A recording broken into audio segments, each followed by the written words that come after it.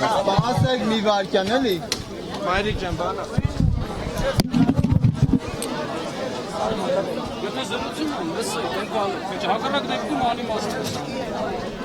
Ձեզ բացատրում եք, դուք գոռում եք, խառնում են ինչ-որ հարյուրավոր մարդիկ ամեն մեկ իրականացնում։ Ու նորից եմ ասում, ձեր մեջի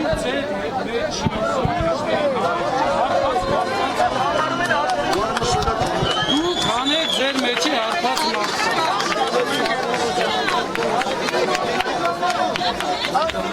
Տղաներ, ով հելաստան կանգնեց ղեկավար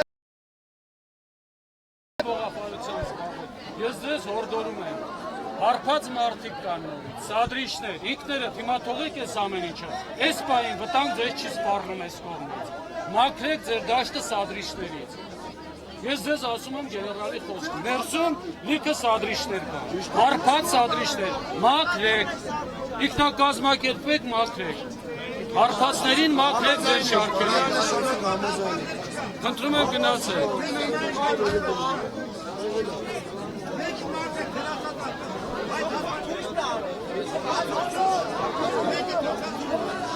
Ոստիկանը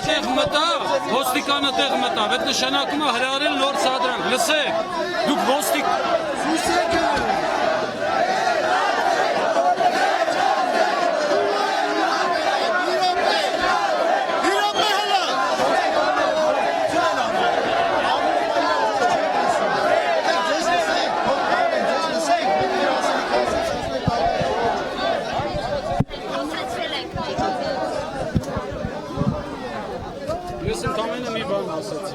Մի քանի անգամ ասել են,